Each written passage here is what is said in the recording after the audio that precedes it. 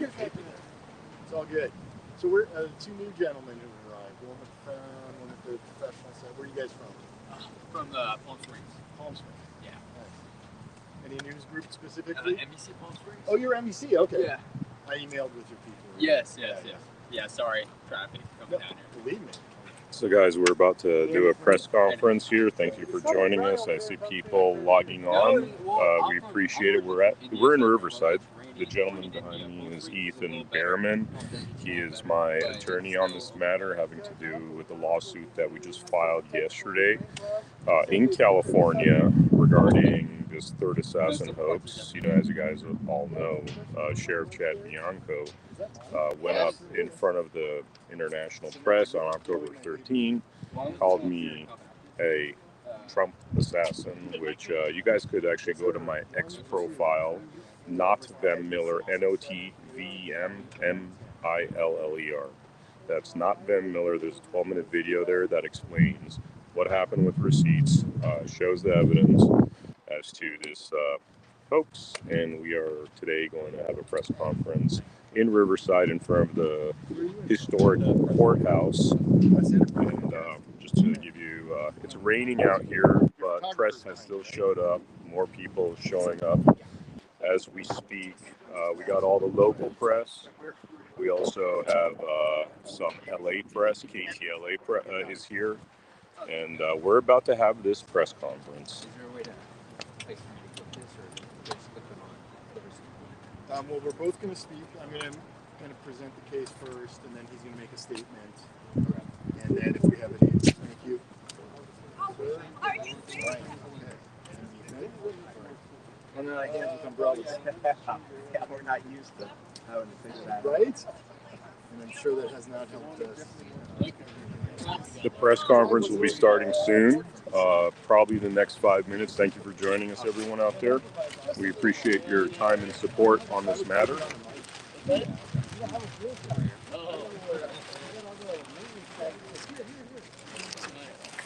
it's pretty rainy out here, as you guys could tell. It's raining, so not the best condition for a press conference, but we're still very happy that people are showing up to watch this. The wind is blowing and the rain is coming down. 1, 2, 3, 4, 5, 6, 7, 8, 9, 10.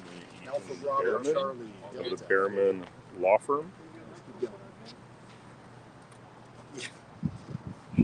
Literally.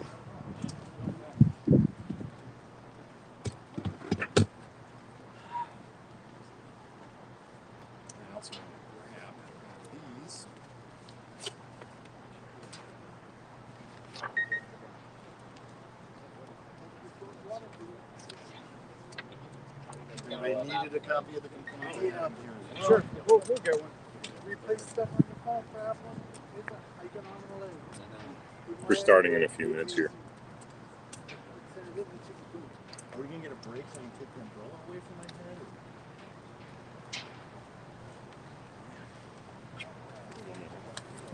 Yeah, maybe. That would just be great. What time we got? Okay, it is 12:31 p.m. here, March 11th, in Riverside, California. I want to thank you all for coming out today.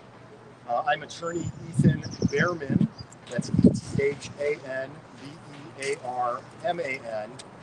I'm the owner of the Behrman Firm, Inc., out of Beverly Hills. It's spelled the same. Yesterday, Vem Miller, VEMMILLER, is our client. And for Mr. Miller, yesterday, we filed a case here in the United States District Court, Central District of California, against Sheriff Chad Bianco, Riverside County, the Riverside County Sheriff's Department, Deputy David Coronado, and does 1 through 100. We have a 10-count complaint that we filed against the defendants on behalf of the plaintiff, Mr. Vem Miller. We have 5 counts under Title 42 U.S. Code 1983. Those are civil rights violations committed by people acting under state authority, such as the sheriff and his deputies. against Mr. Miller that includes First Amendment violations, Fourth Amendment violations, unreasonable search and seizure is the Fourth Amendment. We have ratification. We have failure to train by Riverside County Sheriff's Department. We have two different defamation counts against Sheriff Bianco, of which the county and the Sheriff's Department are liable, as he is a representative for the county and the Sheriff's Department. The defamation counts are some of the most egregious I've seen. I'll be blunt. This was an outrageous series of actions by the Sheriff's Department against a very strong, well-documented, well-known Trump supporter who is from Nevada, who happened to be in the state of California. And as he has done before in other jurisdictions, he came to a Trump rally October 12th, 2024 at Coachella. And what happened that day, while egregious, it's the subsequent actions of when he arrived at the parking lot, which is about a mile drive from the entrance to the rally, about 0.6 of a mile as the crow flies. He presented to the first sheriff's deputy he encountered what he normally does in Nevada, which is a very different state when it comes to gun laws than the state of California. He announced to the sheriff's deputy that he first encountered, I have firearms. Do you want to hold them for me, or do you want me to leave them in the car while I park and go to the rally? So in other states, that is a very normal set of procedures when going to a public event. Here, though, the sheriff's deputies reacted in a way that far exceeded the bounds of anything that we would consider normal. Now, keep in mind there were two previous assassination attempts against the president. So we know that. However, Mr. Miller was fully cooperative, announced to law enforcement what he had, and they chose to turn it into an extended detention, ultimately an arrest that resulted in only 2 misdemeanor counts against Mr. Miller. Misdemeanor counts of firearm possession. That's it, nothing more. But they violated his civil rights. He specifically denied a medical exam, which they then performed after his expressed denial of consent, which is a Fourth Amendment violation.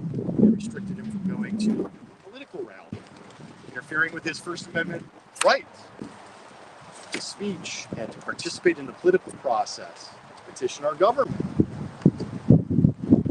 Further, once he was arrested and detained in jail, he repeatedly asked for his statutory right under Penal Code 851.5 for a phone call.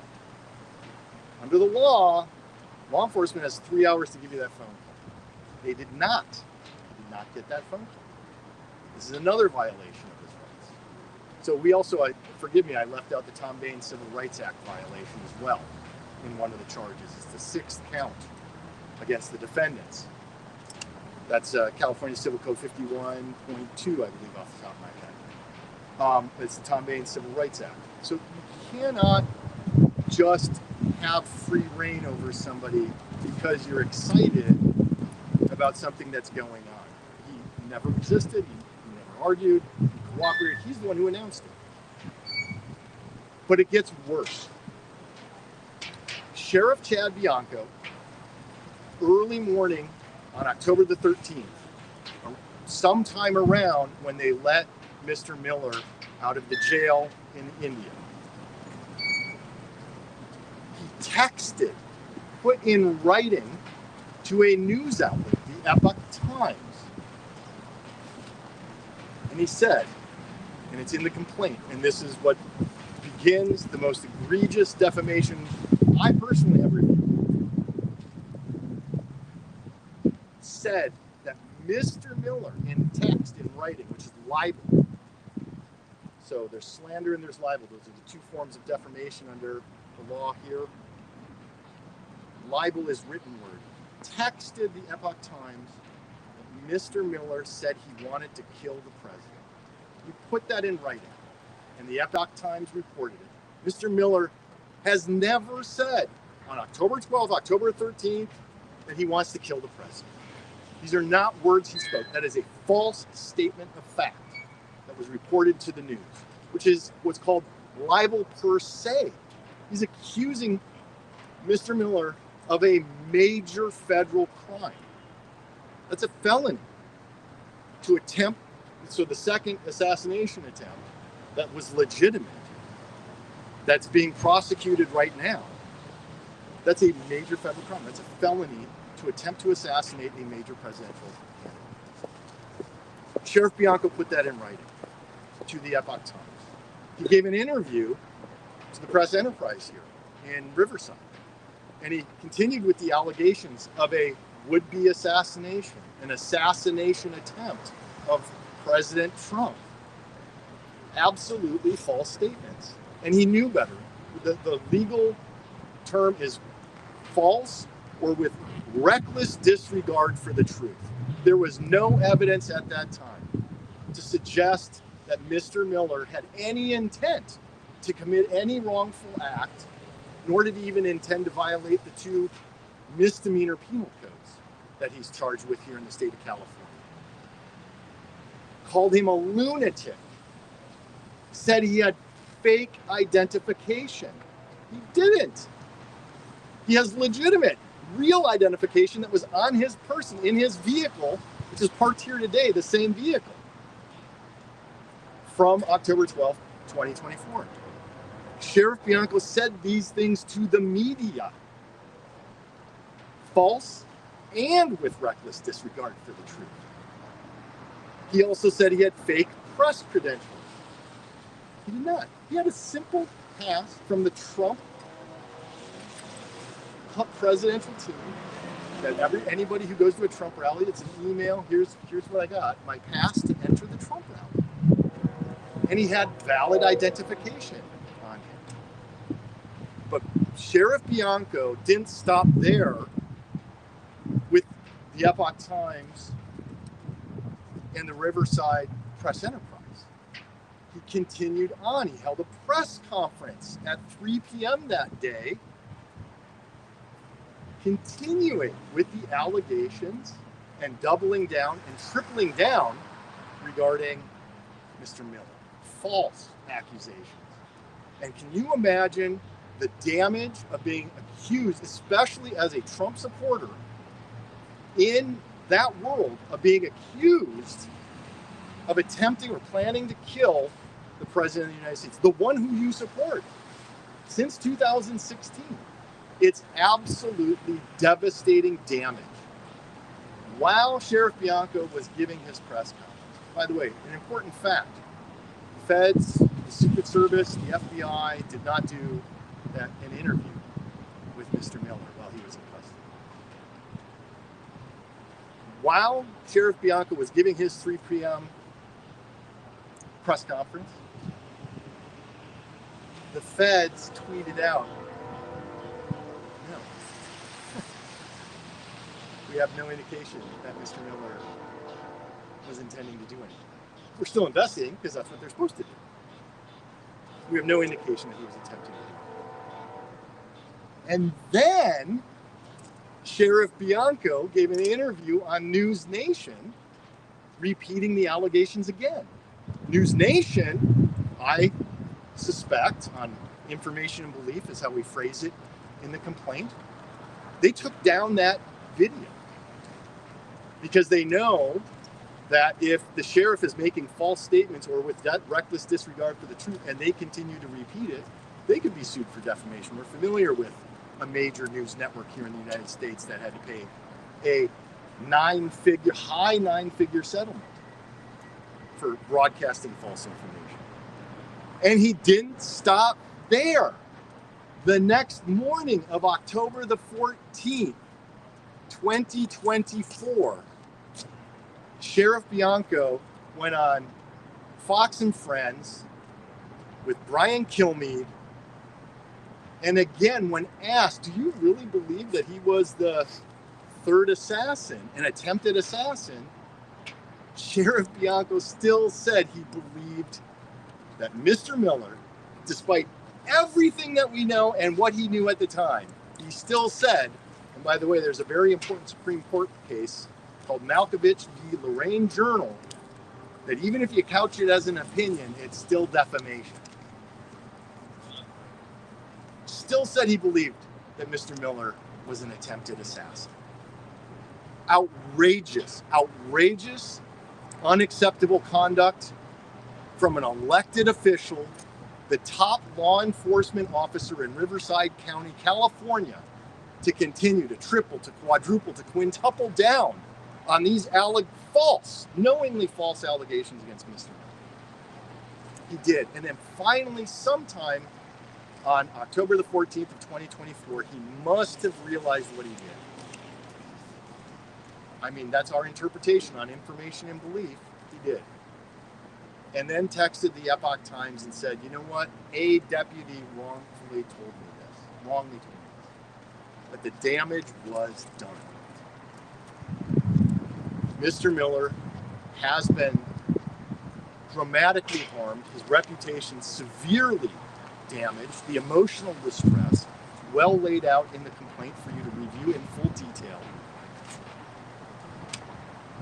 We ask that the County of Riverside step up now instead of dragging this out for the cost of the taxpayers, what it's going to cost to defend this lawsuit, because we have an unbelievable lawsuit on our hands here of what was done to Mr. Miller.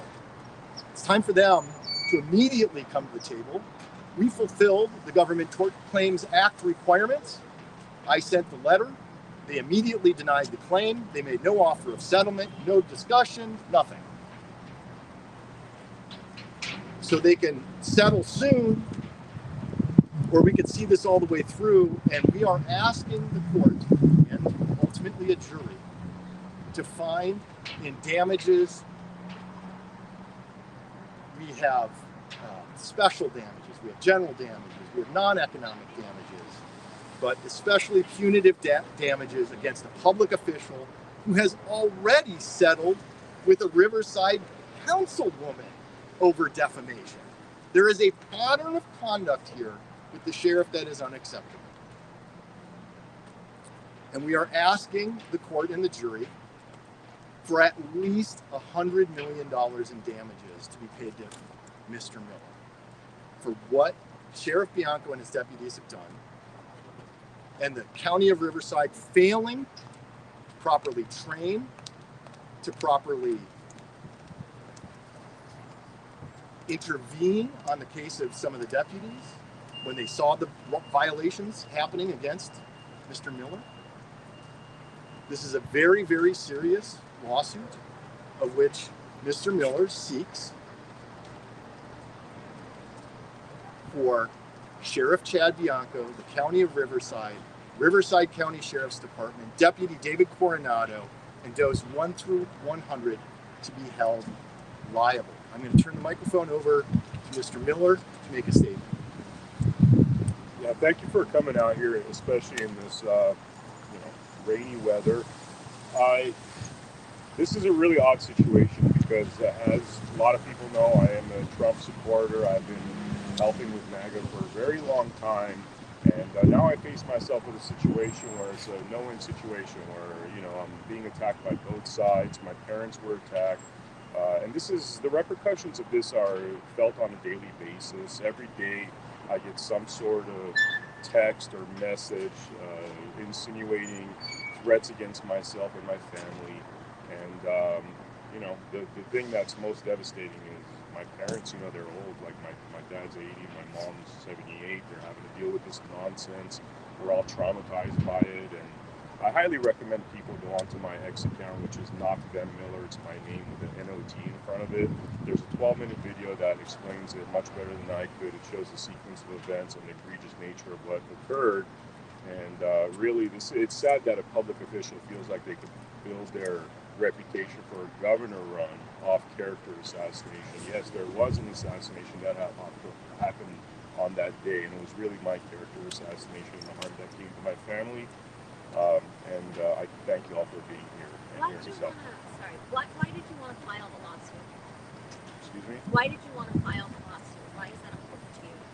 Well, I mean, you have this epidemic of public officials in this country that think that they can walk all over regular people that have all the powers of these courts. You know, I'm here with Ethan and, you know, his firm, family law firm, and Sheriff Chad Bianco has all the power over here to spend millions of dollars against a citizen that did nothing wrong. And so that on its essence is horrible. That's where we are in this country, where such corrupt individuals think they could get away with stuff like this. Now, if you think about it, this stuff doesn't happen in a vacuum.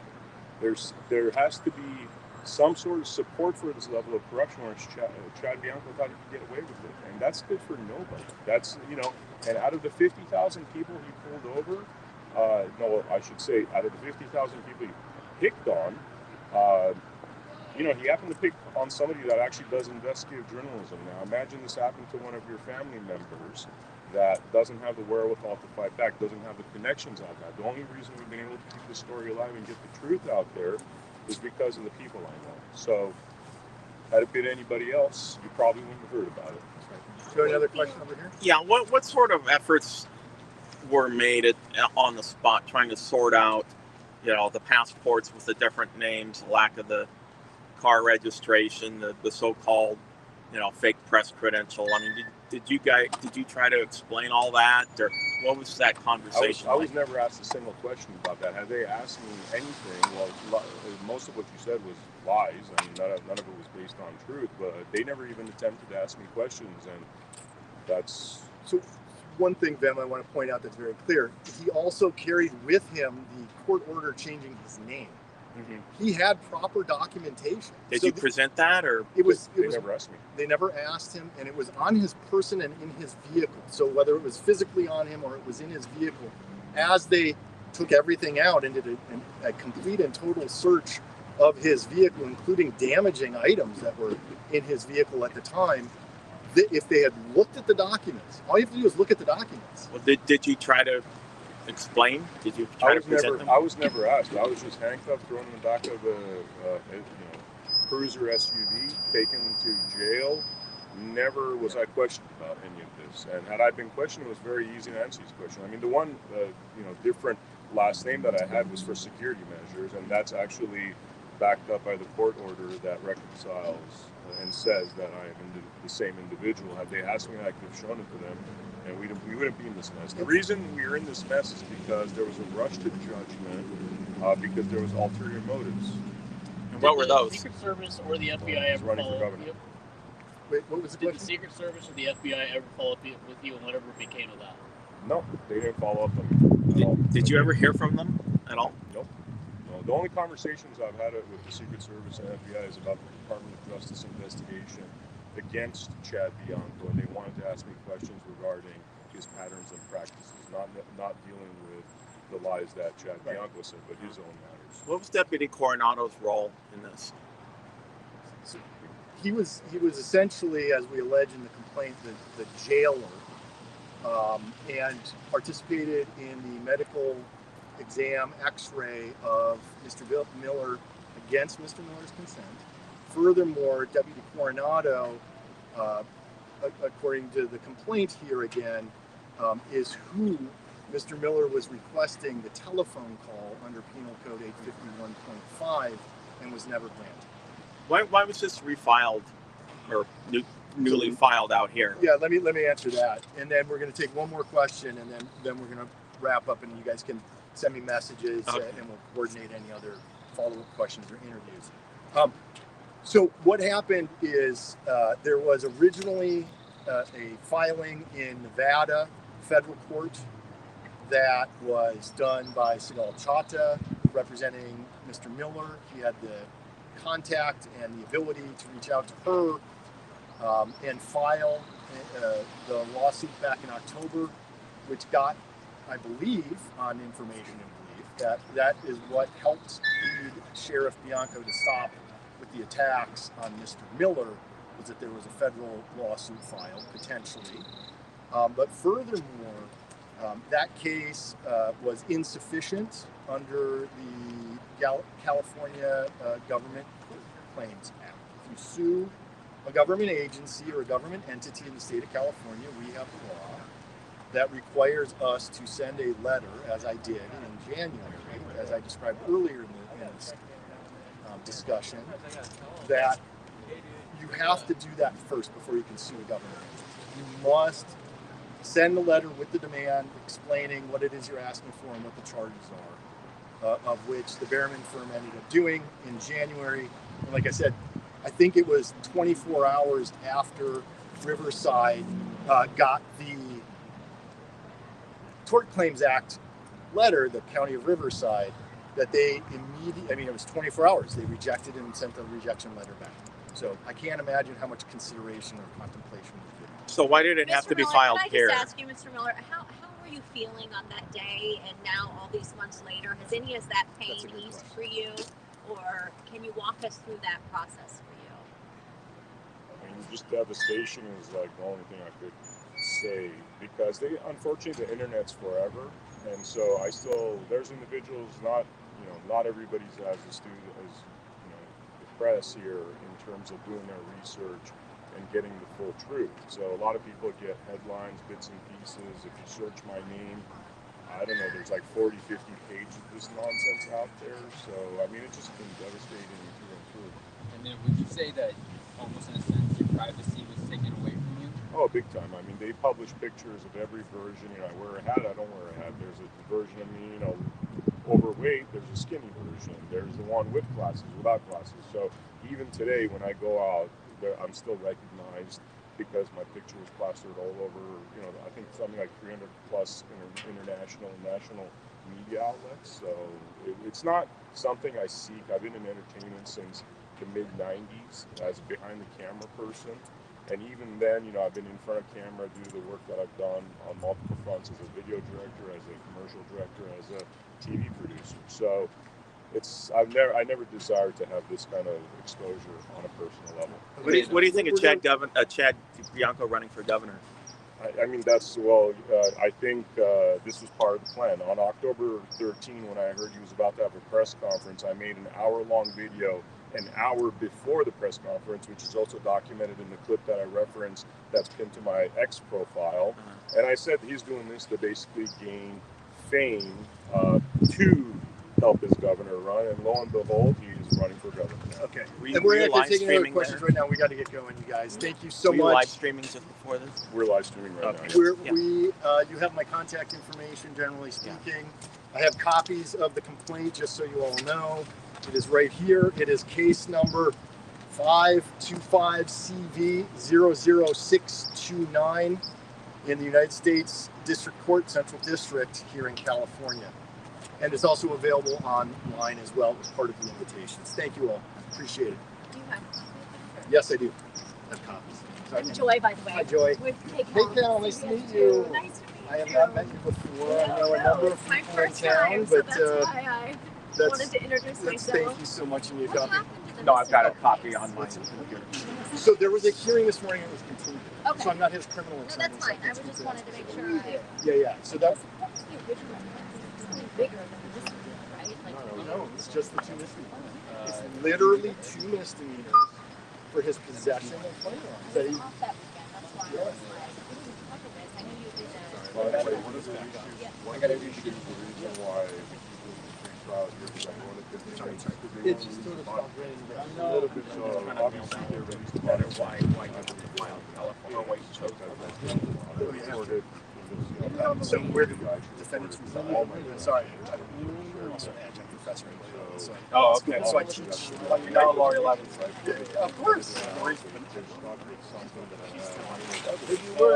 you can do right now? What are you going to say? I'll be there tomorrow. I'll see you up there. Yeah, I know, right? I'll see you up there. I'll probably be up there tonight. Getting all the Teslas on the side of the road. Yep. And here the defendants are all. Well, thank you so much for this. Hey, can you attend these circumstances? have to ask. I don't want to guess what was in your mind, but I believe, yeah. And you said there were all of it on the floor, right? Yeah, that's what I understand.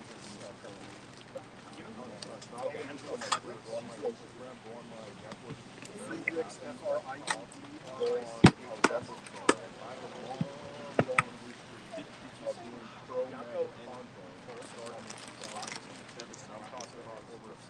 I understand. Maybe they didn't.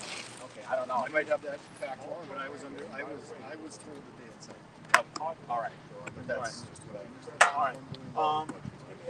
Yeah, and I got your card. So sorry. You know, I'm just very open to all sides here. What's your job? I get it. All right. Appreciate it.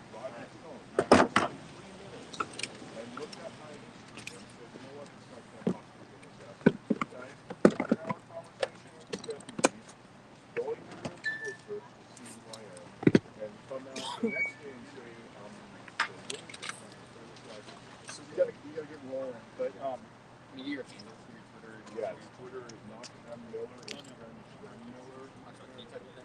I don't want to get it wrong. And then don't worry, we're trying to do.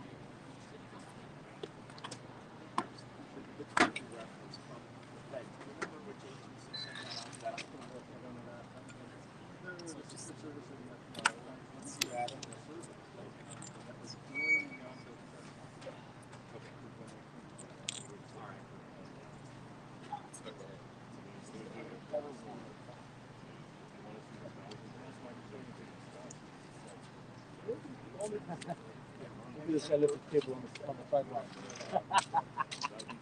Yeah, well. Uh-oh. Trip hazard.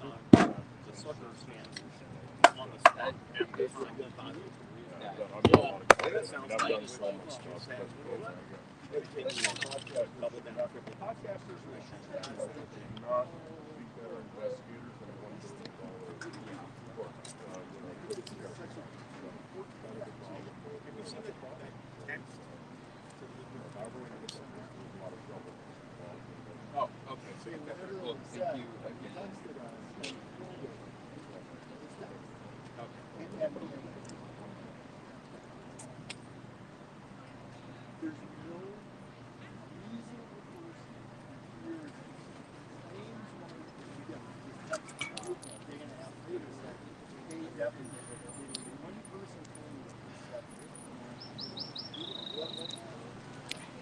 there's no reason No. I'm cool with ahead of myself sometimes. Yeah. Okay, I'll film with you. With your sheriff of Riverside County or with your whoever.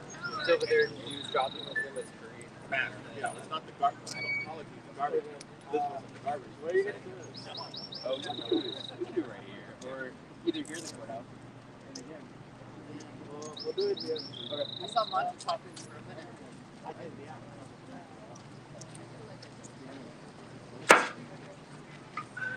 Like you said, Brian was the press enterprise. You've spoken with a couple of our colleagues, Bro. Yeah. Thanks for meeting them out in Parsons. Is that at the Del Taco? That was Coffee shop. Like the original Del Taco was like in Parsons. That's right. Yeah. Probably don't need it. Oh, you know what? Yeah. That's pretty. And you're still on the same platforms that I've seen you on before. All right. Good luck.